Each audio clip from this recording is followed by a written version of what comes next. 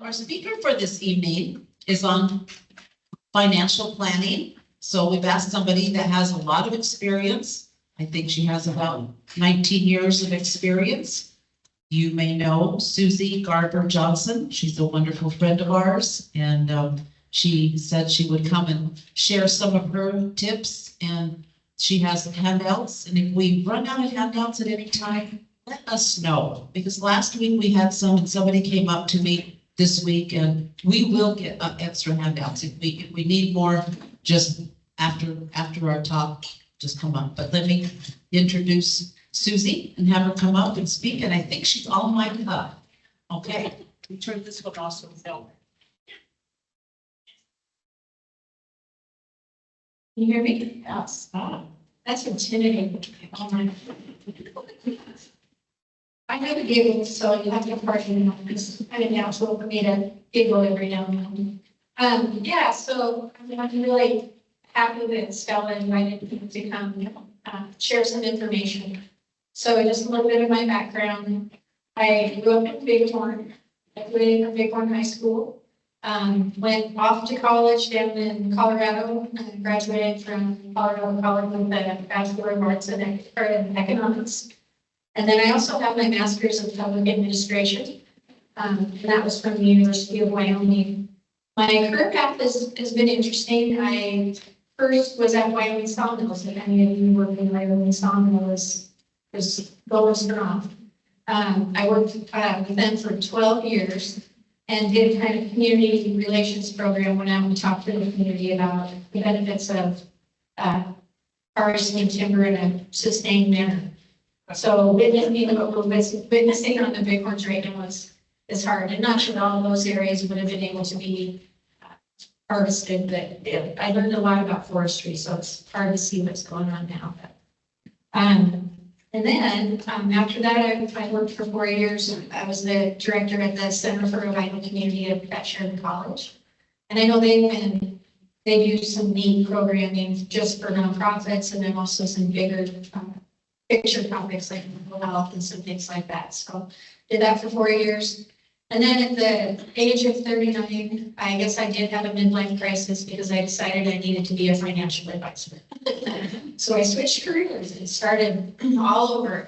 But I always wanted to have my own business. And so this is a way that I can do that. And I've always been interested in finances and financial planning. So that was 19 years ago, and here I am, 19 years later. It's been quite a process, and so interesting. I've learned so much, and I also know how much I don't know. And I think that humility of really taking that approach that no one person can know everything about this topic. It's huge. So my hope today is just to share some information on a big picture level, and then be happy to answer any questions. And then we'll go from there. Does that sound good? Okay.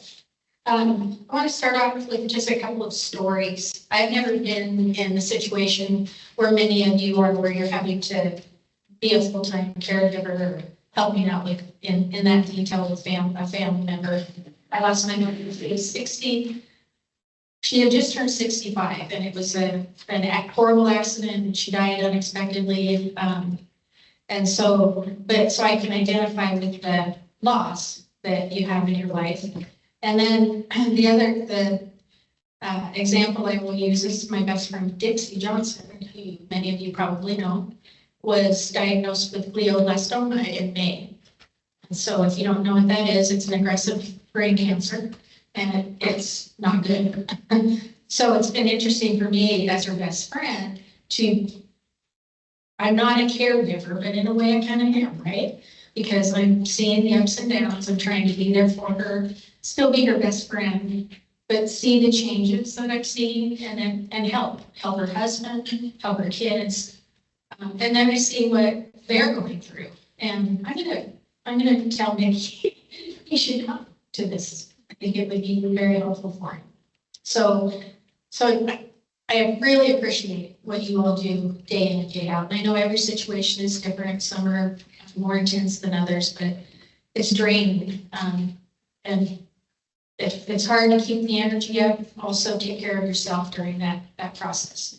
I'm not very good at that, but I do have a great husband who reminds me that I have to. So, and then another example is, my assistant, Janelle, her mom is having some very serious medical issues and has been in the hospital. She fell when she was at home, was actually on the floor for, they think, about 12 hours before they realized that she had fallen. So she's been in the hospital and at Westview. Her mom wants out of Westview, but Janelle doesn't feel like she's ready. So then you have that give and take between the caregiver and the patient. The patient wants one thing. She knows that it's going to be dangerous if she goes back home. And then on top of all of that, dealing with Medicare and all of the things that go on around that topic. So she's only been with me for 3 months, but I've been seeing what she's dealt with, feeling guilty because she's got to miss work. Whatever all those things are that she's going through. So just know that my heart's with you all. So what I want to talk about is, again, it's going to be kind of a big picture about financial planning. There's so many topics that fit underneath that, but so I want to give you a view of my world and what I do and how the topics that financial advisors, not just me, you all probably have a good one. So make sure you're talking to them and asking for this information. So I have a handout that is over there on the table called What Keeps You Up at Night. So the first topic is usually the one that we're dealing with folks right off the bat is retirement. Will my money last through retirement? What are my retirement options? How do I manage all of my retirement plans? I'm retiring soon. What do I need to do now? Do I need long-term care insurance? Those are just a few of the topics that we address around that. And I think you can also, as a caregiver, remember that you're a caregiver for the person that you're helping, but please take this into account for yourselves. Education planning. I'm not going to go down the detail of that, but everything from how much money do I need to save? What are the options to save? How do I teach my kids about saving money? The earlier we start with that topic, the better. Life events. What happens to the 401k if I change jobs? What are my options if I'm laid off? I'm getting married, should I leave my finances? I'm getting divorced. What happens to my assets? What do I do when a loved one dies? We never want to think about that, but I think it's something that we do need to think about because sometimes things happen in a hurry, and the more we can think about it beforehand, the better off, more prepared you can be to handle that shock when it does happen, and take the steps necessary to make sure that the right things are done. Estate planning. This is a huge topic. How do I protect my estate from taxes? Will my family be secure if something happens to me? How do I create a legacy for my children? Can I provide for my favorite charity when I'm gone? What will my survivors need to know? And then I would also put underneath there, what do my children and people in my life need to know while I'm alive? That's the big one. It's not just about when we go.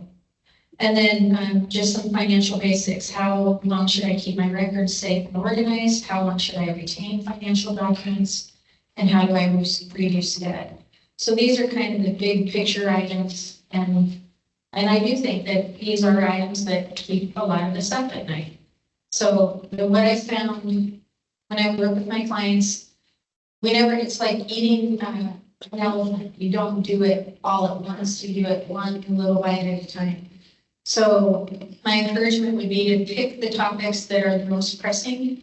And in your cases, it might be durable power of attorney, or do you need to have a trust or an estate plan? Those are just some big picture items. But just to pick the topics that are concerning to you the most and tackle that one first. Don't try to go in and do it all at once. And I think if you take it step by step like that, it'll feel better and it won't feel so overwhelming. All right, so that's what keeps you up at night. So then I just want to talk about the importance of financial planning. Financial planning is is about more than assets, investments, and net worth. It's about what you want to do with your money and why. It's about identifying concerns, expectations, and goals. And it's about how you feel and what you want. And when I think about it as a caregiver, like I'll use my mom as an example. She was at a point where we were doing all those things. We were getting her estate plan ready. She had just finalized her trust. And in fact, she was in our office the day before she passed away, giving Frank, who was her advisor at that time, the documents to update all of her accounts. But what she did with her accounts at that time, even though it was so crazy that it happened so quick after she got all that done, it really made my brothers and sister and I's, it made it easy for us because we didn't have to guess about what she wanted and how she wanted to have things happen and take care of things. So I really encourage you to look into all that. So we use a program called Money Guide Pro. Probably most financial firms you're going to find use that. It's the premier financial planning software. And the program is really neat because we put all the information in, and we like to start when people are younger. The earlier you know what your plan, let's put it this way. The earlier you're willing to take a look at what you want, when you want it, and how you want it to happen, the more likely that you can actually accomplish that goal. So I really encourage young people. I'm really happy to tell you that my kids went to Bighorn, and I have like probably 10 of their classmates that are now clients. They're in their 20s, and boy, are they savers. So the first thing I do when I start working with some of those young folks is loop them in and really help them understand how important it is for them to start saving instead of young. And then keep saving as time goes on. So when I do a plan for my clients, I focus on your goals and how you'll pay for it, because ultimately that's what it boils down to. We want to also address your concerns and expectations. And one of those would be, how long am I going to live? Or maybe I have a history of cancer or Alzheimer's or something in my family, and I want to make sure that I'm thinking about that. So all of those issues can move into the plan, even though those aren't monetary, they're really important to the goal setting and understanding the reality of what a situation might look like. We want to identify potential threats and how to manage them. What if I become disabled? Do I have disability insurance? Those types of things. I feel more educated and confident in controlling your financial future, and then navigate the complexity of financially moving into retirement. And I think this process is really interesting because it allows the person to kind of step back and look at the forest and not look at the trees. There's another forestry analogy for my small little days. But until we kind of take a step back and really look at the big picture, it's hard to loop it all together and really understand with this action that I do now, how that's going to impact me 10 years down the road. So when we do the plan, we take this, I'll just give you an example of what a plan looks like. So if somebody has some investments, we put those into the plan so we know what the person has already saved. We ask them how much they're going to continue to save. And then we ask them when they want to retire. And obviously situations change and sometimes we don't have control over that decision. So age of retirement, kind of those desires are going to be the thing. And then finally, we push the button in the magic button and it runs a series of back tests of actual market returns and ultimately gives the client a probability of success for achieving that goal. And so once we get there, if the plan doesn't work, what we have to do is modify some of those inputs. So the person can retire later. They might need to save more. They might need to be aware that they might have to spend less. So until you kind of look at all those factors together and then see if it's actually going to work. And if it doesn't work, then you go in and you play with it. That's what I call it. So I have clients that just recently went with a client. She's hired. She's been working for an organization for 35 years. She's on her feet all the time. But she's going to be 64 in December. She really wants to retire. We ran the numbers and it just doesn't work for her. So my plan as we went through it, and it was hard, but I had to tell her, you really need to work 1 more year to get to Medicare, so that you don't have to worry about that private health insurance. So sometimes delivering the news about the plan is kind of tough, but until you know what you're up against, you can't really solve it. So that process of financial planning can really help you get your arms around. So that kind of gives you a big picture of the planning part of what I do. And I wanted to talk about a couple more topics. And I promise I'm not going to go over everything. So at TA Davidson, we have what are called life's key moments. So everything from having a child, getting married, getting divorced, caregiving, all of those things. So we have a lot of resources when we drill down into each individual topic. And this was a really interesting statistic that's why I like doing these things, because I learn. And so it's now possible for people to spend more than 30 years in retirement. According to the U.S. Census Bureau, the number of people aged 65 or older will nearly double in the next 40 years, representing approximately 25% of the U.S. population. So just, those are incredible numbers, and I'm not sure that we're prepared for what we're going to experience. I listen to NPR all the time. I'm kind of an NPR nut. But there was a woman on today talking about, when Social Security first was developed, it was never intended to be a pure replacement for retirement income. I think the statistic she shared was that it was intended to be about 40%. But I find that when I'm dealing with folks, there is the realization when you start taking Social Security that it's expensive to live, and it's just gotten more expensive. So anything that I can do to help people be prepared and understand that give and take between savings and what they have, and then what that Social Security is going to be, and looking at all of that, that's also a really important part of the financial planning process. We put all of those factors into the program. So what resources are out there? And I'm sure every financial firm has this. I'm really proud of how Davidson has embraced this topic, but we help with legacy planning. So, does your family know what your wishes are? Do they know how or where to access important documents? If a situation was to arise unexpectedly, we can help guide you through, and your beneficiaries and attorneys, and work with your CPA, guide you through all of what that might look like. So what you want to have happen when you're gone, and working with people that you're helping, those are the big picture thing. And I think it's really important to a lot of people. Leaving a legacy is really important, and it's not always about money. I already talked about financial planning, so I'm not going to go into detail on that one. Housing. I know you all, Stella shared some stories, helping folks out, and housing is a huge issue. Where do you want to be? Do you want to be in your home? If you can't be in your home, what's the next option, or what are the next steps? And just thinking that through and understanding what the options are relative to housing, I think is very important.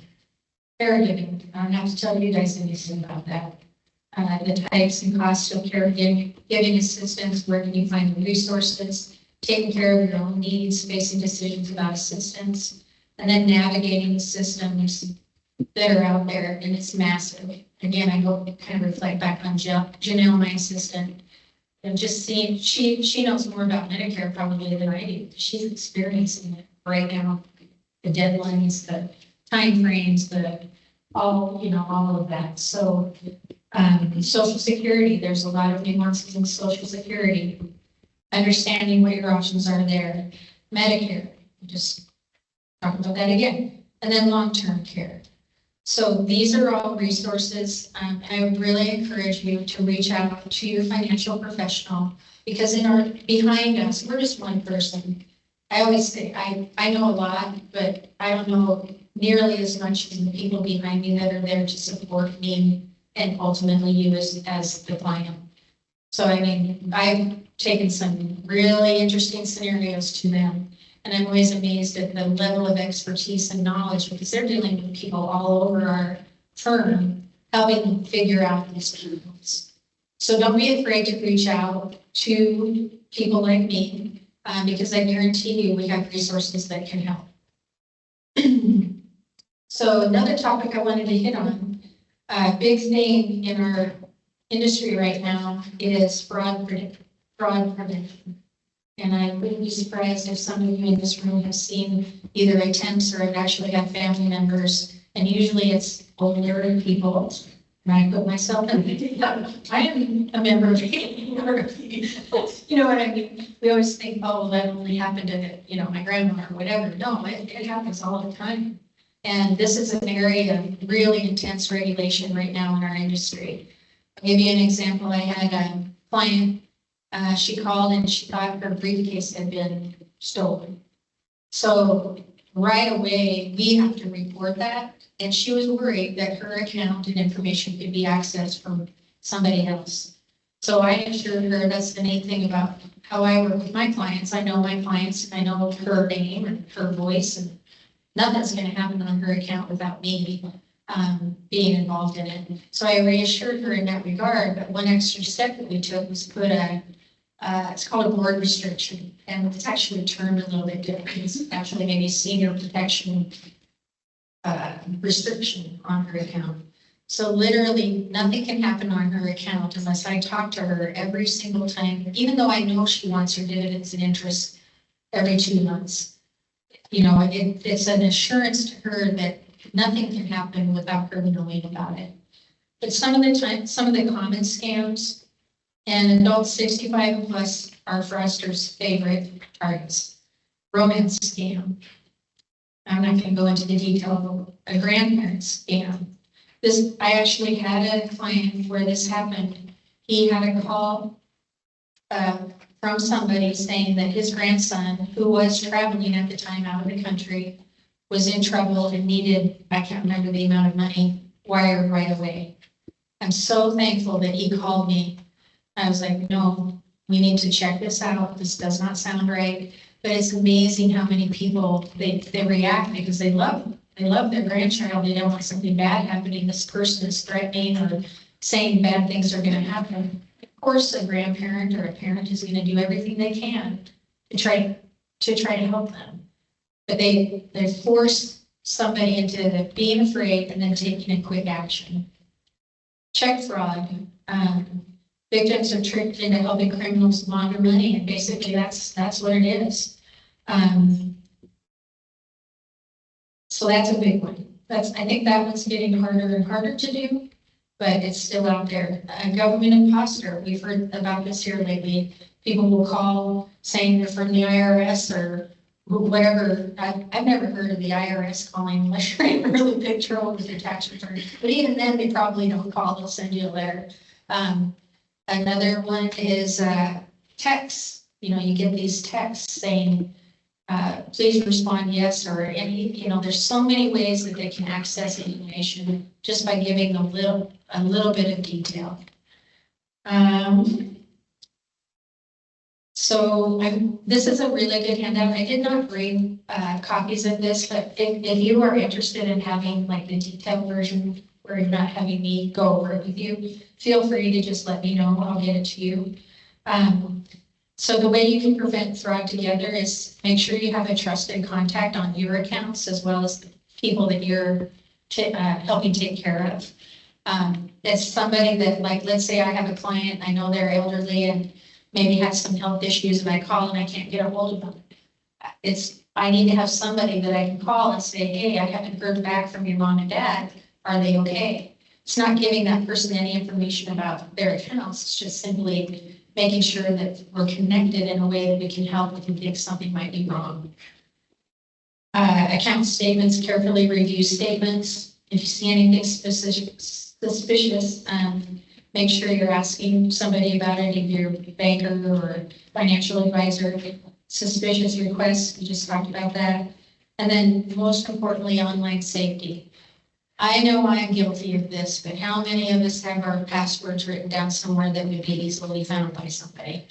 Just take care of that and make sure that it's getting better, because a lot of times, financial institutions have you do the multi-factor authentication. So things have gotten better, but be careful with that. Make sure you don't use the same password all the time, because I guarantee you there's bad people out there that can recognize patterns, and once they get one little bit of information, they can extrapolate that and figure out ways to get more. So that's kind of the big picture stuff that I wanted to talk about. I only had about 5 of these in the office. I was traveling last week and didn't get the order in, but this is a really nice tool, like Stella said. It's called What My Family Should Know.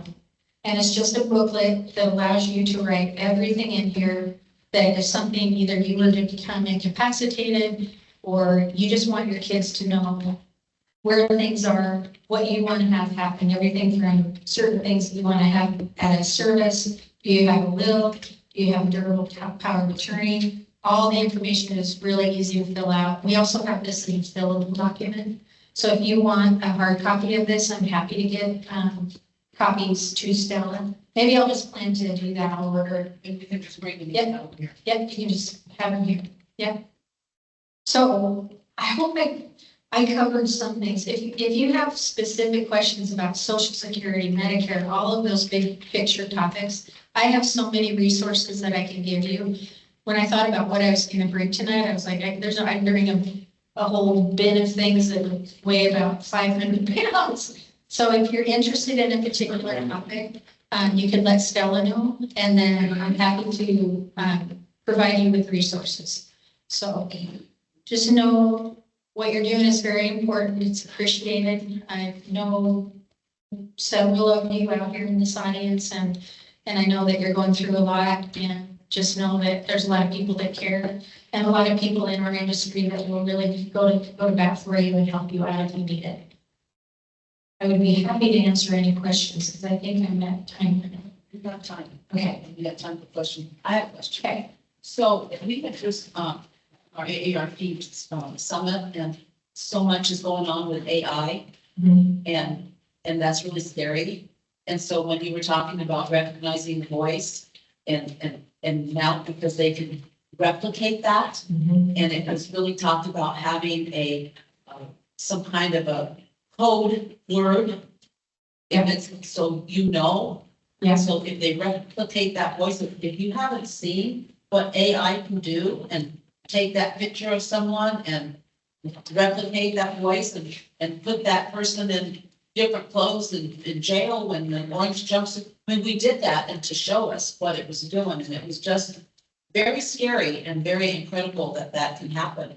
But they really talked about a code word for anybody. So if you're talking to your family, that you have that code word, because if you're a parent or a grandparent and they hear that voice of that loved one, immediately you jump to help. Yeah.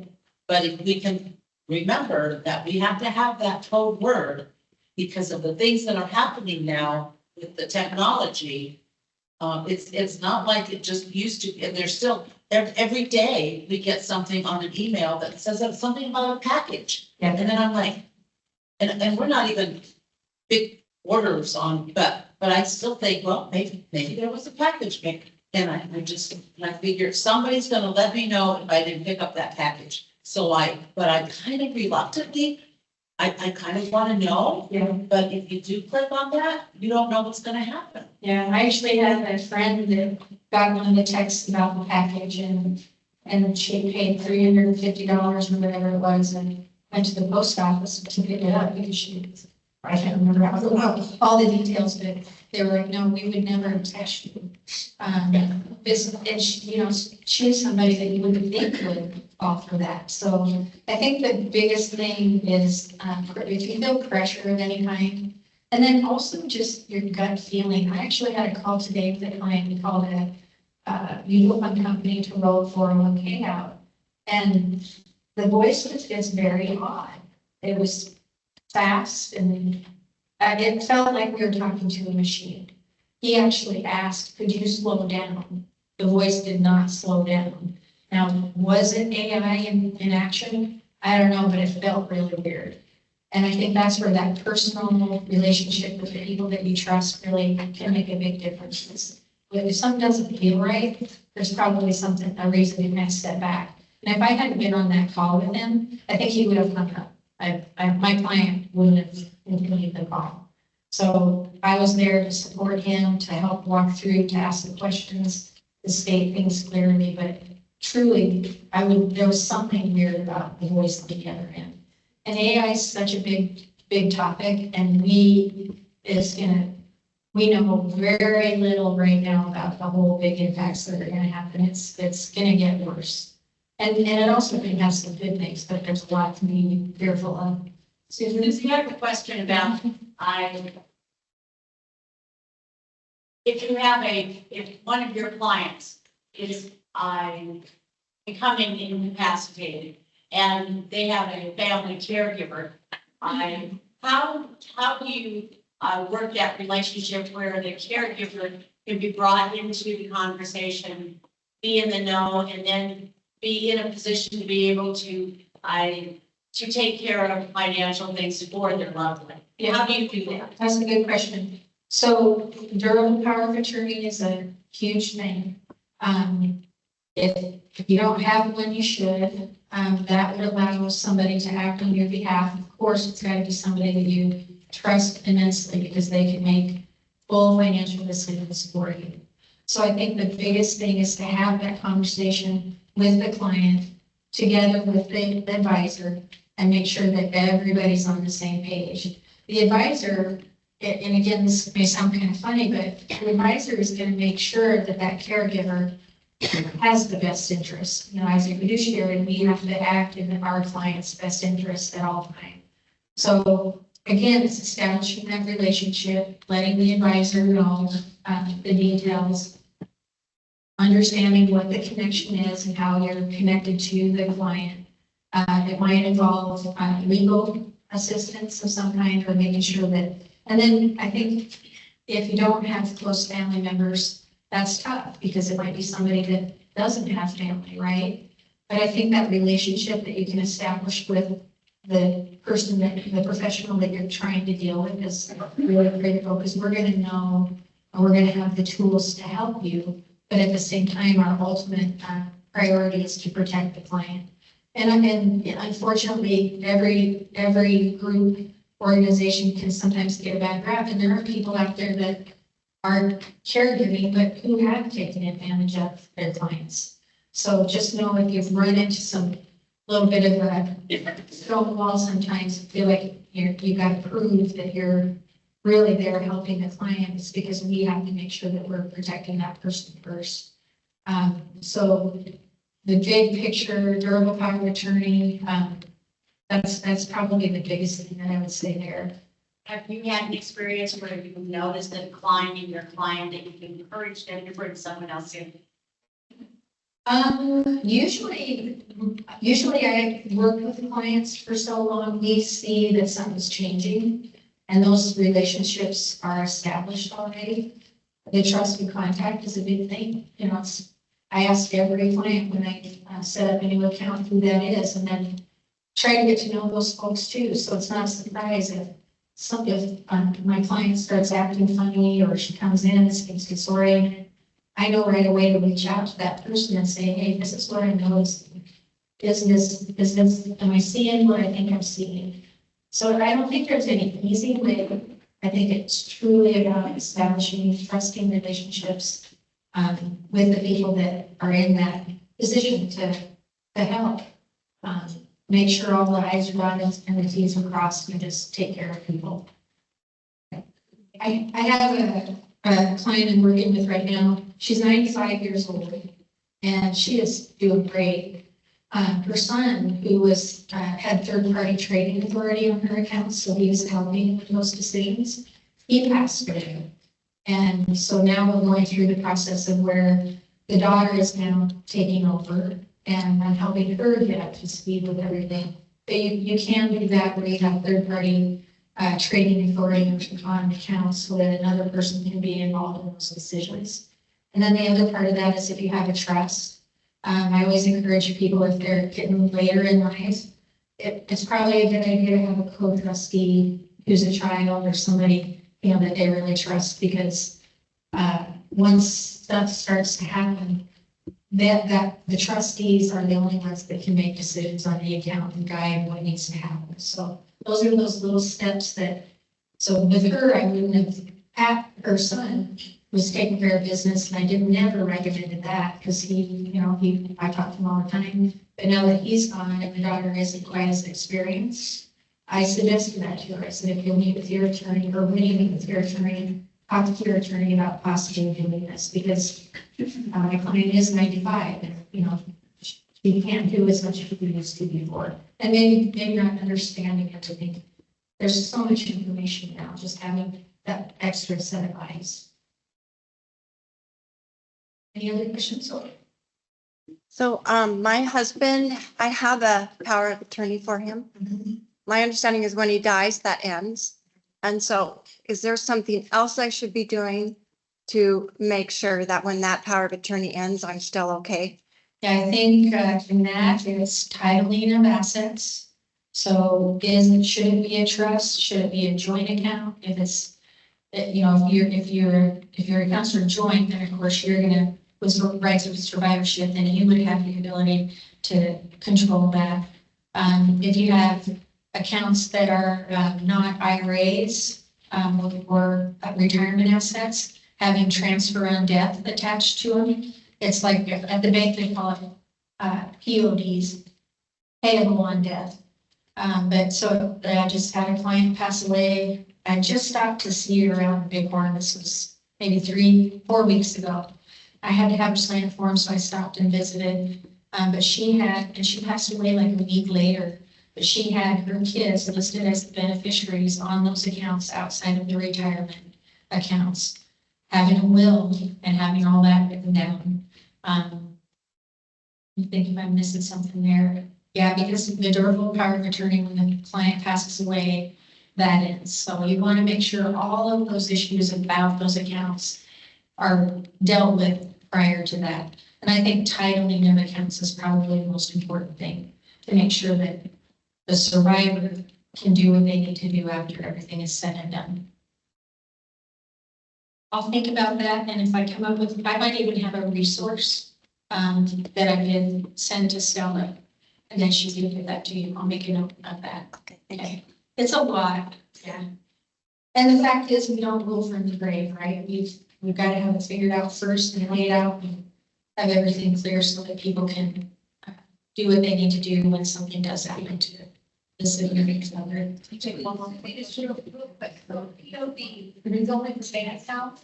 You usually have a beneficiary contingent on your like IRAs or on your Right. other retirement plan. Yeah. Is there a BOD for IRAs as well? It's just simply called a beneficiary. Just is Yeah. like benefit. Yeah, so, Then they might put it down. yep, But a BOD should yep, I definitely would. probably be for a spouse Yep, or unless it's a joint account, because if it's joint, it's gonna go to the survivor. But we can do TODs, transfer on deaths, even on joint accounts. Like, let's say somebody's worried about, they might get in a car accident together. If those beneficiaries are listed, it's clear as the day is long what's gonna happen to those assets. So definitely, yeah, so your retirement assets will always have beneficiaries attached to them. Make sure that you're checking the beneficiaries, especially for the people that you're caring for. Sometimes people get divorced and they forget that their ex-wife was the beneficiary on life insurance policy, and their current wife, doesn't have the benefit of that when the person passes away. So just check all that stuff out. And if you have questions about it or are confused, definitely your financial professional attorney or CPA can help you with that. Thank you so much. You're welcome. Some of you heard this gentleman speak last year, and he told a very powerful caregiver testimonial. So if you weren't here last year, we all have those testimonials. We all have those stories. And it's sometimes when you share from your heart that it's just it's just a lot because we all have a story. So Bruce Scaglione, am I saying the right? No, you're not. Would you tell me, say it? Just don't call me late for the. Okay. Bruce, here's Bruce, caregiver, prior caregiver. Good evening, my name's Bruce Schleyer. And just to give you a little background, in 2018, my wife Connie was diagnosed with You're being recorded, so. but I'm Italian, I walk around. I use my hands. In 2018, my wife was diagnosed with a rare disease, posterior cortical atrophy. And it's like a combination of Alzheimer's and Parkinson's. That's what it looks like, at least on the ground. Back of the brain dies instead of the front of the brain in Alzheimer's. And it's terminal, always is. It's made it out of that disease. And the doctors were pretty frank about that. I found after caring for Connie, there were three kind of main things that I needed to think about, three categories that I had to think about as a caregiver. The first thing I had to deal with is kind of those personal aspects. How are you going to do the day-to-day care of your loved one? You know, I tell the story, as Connie was getting worse, she was no longer able to walk very well. She eventually couldn't walk or even move. But while she was still being able to walk somehow, she needed to go to the bathroom to defecate. And as I'm getting her to the toilet, she defecates on the floor. I was aghast. I see some of you are smiling. You know, it's something I did what probably all of you did. Cowboyed up and cleaned it up. Okay? Did what needed to be done. I learned that picking up human feces, that's part of the job. And you gotta get used to it. That's something that nuts and bolts, you're preparing yourself to deal with those kinds of situations. I had to find help. We can't always do everything alone. Kind of those people to come out and help, friends. In some cases, we could hire somebody to help in that day-to-day care. Where do you find those resources to get those kinds of care and to do those things? We have to deal with the personal, emotional things too. You're dealing with the grief of the person who's experiencing what they're going through. And you have to deal with your own grief. We chose to go to counseling early on in the situation. I discovered I had depression, which was probably no surprise. And in combination with some counseling and some safe, effective medication, I got through that. I was willing to go and get help. And Connie was willing to go and get help. In dealing with some of those emotional things too, if it's your loved one, your significant other, your spouse, if there's brain change involved, your relationship is going to change. I remember the last time that Connie said she loved me. It was 8 months before she died. And she turned to me and said, Bruce, I love you. I did not know that day was the last time I would hear those words from her.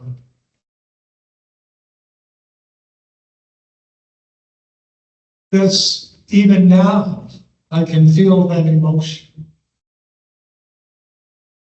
You have to deal with all of that stuff going on in your brain and dealing with that grief. Because it was such a long, drawn-out process. I watched my life die bit by bit by bit, every day. And probably many of you are experiencing the same kind of things, where you're watching a loved person, loved one die a little bit, little bit, little bit. And they change, so they're not the person that you once knew. And you have to deal with that and not go back and say, well, this is the person that she was, and I'm sorry that she's not that same person anymore. You have to learn to accept that this is who she is now, who they are now. Because I think that's about the only way we can find peace in these kinds of situations. So you have to deal with all of that personal stuff, the nuts and bolts of taking care of the person, and do it in a way that you're not completely exhausted. Taking care of yourself, you've heard it before, I'm sure, in these workshops, taking care of yourself so you can take care of the person that you have been given that responsibility. The second thing that broad category I had to deal with was the healthcare industry. Now, I don't mean to be cynical here. There are very many good doctors and nurses and other healthcare professionals, and they're all well-meaning, good, caring people. But let's face it, it's an industry. It's about money, your money. Insurance companies want to make money. The professional corporations, the doctors, etc., want to make money. The hospitals make money. That's the way it is. You have to deal with that situation. And when talking with healthcare professionals, I had to learn their vocabulary. You know, symptoms just don't happen, they present. Oh, the patient came to me and it presented blah, blah, blah. Okay. You know, one time I was dealing with a situation and the doctor said, do you have medical training? It sounds as though you have medical training. No, I just learned your vocabulary. I think it's more effective, I found it more effective to be able to speak their vocabulary.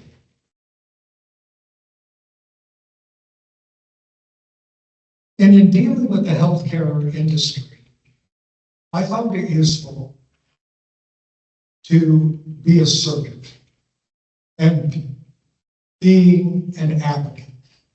You know, being assertive is not about getting nasty and getting in somebody's face and yelling and screaming on the phone. No, it's clearly and forcefully stating the truth and advocating for what is right. And if you're the kind of person, and you may be, and there's nothing wrong with that, if you're the kind of person that doesn't want to take waves and you don't want to, you know, make people think you want people to like you all the time and be nice and get along, that's great. Well, I like people like me too. But sometimes you just need to tell people the truth. I was dealing with an insurance company that had issues, and they're giving me the whole runabout, everything else. And I said, and so I played the guilt card. Okay, I'm willing to do that. I said, you know, ma'am, my wife is going to be dying soon, and then you're not going to have to pay any more money for it. No, don't think that changed her tone. But wasn't that the truth? It was the truth. She was going to die soon, and then they wouldn't have to worry about it and play their little games and worry about the bills they were going to pay. Okay?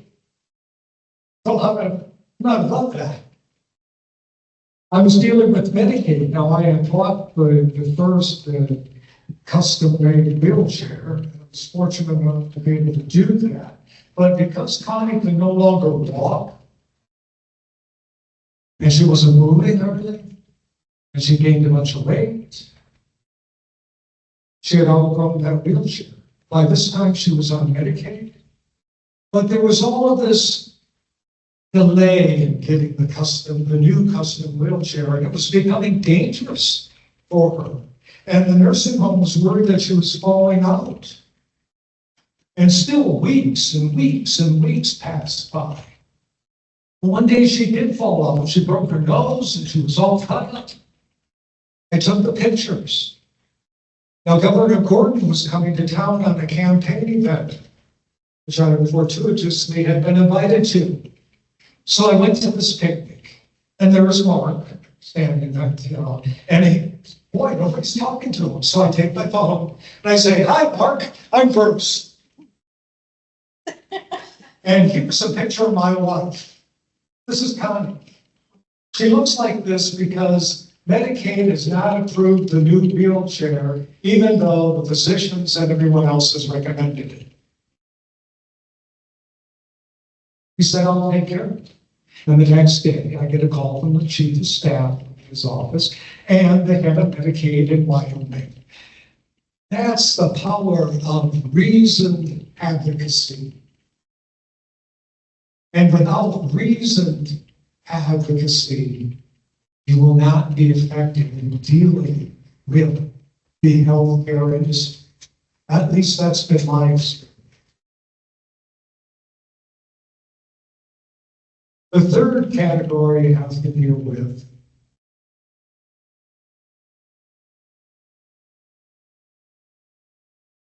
I almost lost my train of thought. The third category to deal with, besides the nuts and bolts and the healthcare industry. Thank you. Is paying for it all. Is the financial plan. Now, I was fortunate enough to be able to visit with a lawyer who specialized in Medicaid. And it turns out that there are ways to protect your assets from Medicaid, even on long-term care. There are ways to do that, depending on your particular situation. And I'm not giving you financial advice. This is a person to do that. So there are ways of doing things. Now, the way I got through all of this is to have a plan to deal with those nuts and bolts issues, those personal issues, to deal with the healthcare industry, to deal with the financial aspects of it. The day that Connie was diagnosed, and we knew she was going to die,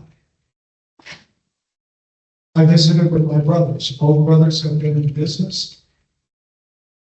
They're clever thinkers, and most importantly, they were able to give me objective perspective.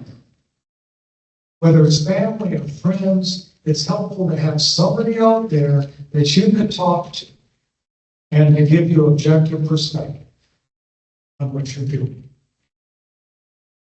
3 days after the diagnosis, I was in a room with a lawyer and a financial planner. Yeah, actually, my financial person from D.A. Davidson. Frank Bowling is a very compassionate, man with everything. He was very helpful. Was that a good commercial?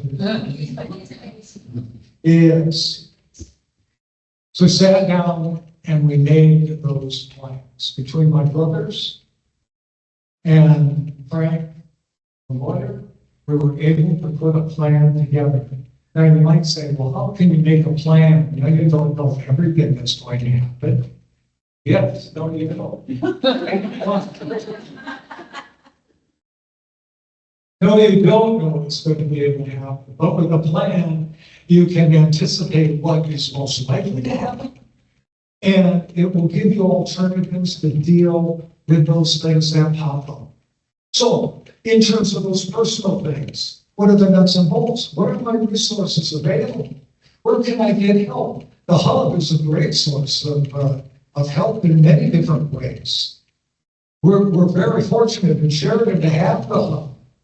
Very few cities actually have something like that.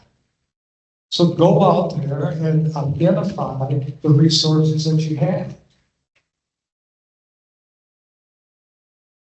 If you do not have a plan now and in place, you need to start thinking about that when you walk out the door. And if you have not talked to a lawyer and you anticipate there's going to be long-term care issues and possibly Medicaid, you need to talk to a lawyer. If you can possibly afford a lawyer to visit with them, and it's a lawyer that specializes in Medicaid issues. I used a lawyer out of Cheyenne. She knew about Medicaid. She advocated for me with Medicaid directly sometimes. But you need to do that now if you haven't already done it. Because putting that plan together will give you kind of a safety net. It'll give you somewhat peace of mind. But before you do that plan, there's a couple of things that you really need to do before you start to go down that planning road. The first thing that you need to do, especially with your spouse, is to have a frank, open discussion. Are they acknowledging that what they're facing? If they're facing death, are they acknowledging that? Know what they want. You mentioned this earlier. What does the person want? How do they want to live those last days? What do they want to have happen after they die? By the way, I use die and death because Connie was a very upfront person. She didn't go for passing away, and I'm sorry that, there's nothing wrong with that term at all. But she was like, people die. I was all squeamish about death until I met Connie. And then, so that's how I talk about it. But know what they want. And the second thing that you kind of need to do is to acknowledge that your loved one, your spouse, is likely to die before you do. And you need to take care of yourself. Now you might say, boy, that sounds pretty darn selfish to me. And this person is going through this horrible thing, and in Connie's case, dying bit by bit every day, and getting so she can no longer talk or walk or move. Is it selfish for me to think about myself after she dies? That's something to really think about. I would offer to you that it is not selfish. It's not selfish because what would she, in Connie's case, what did she want from me? She would not want me to be poor and destitute. She would want me to continue on with my life.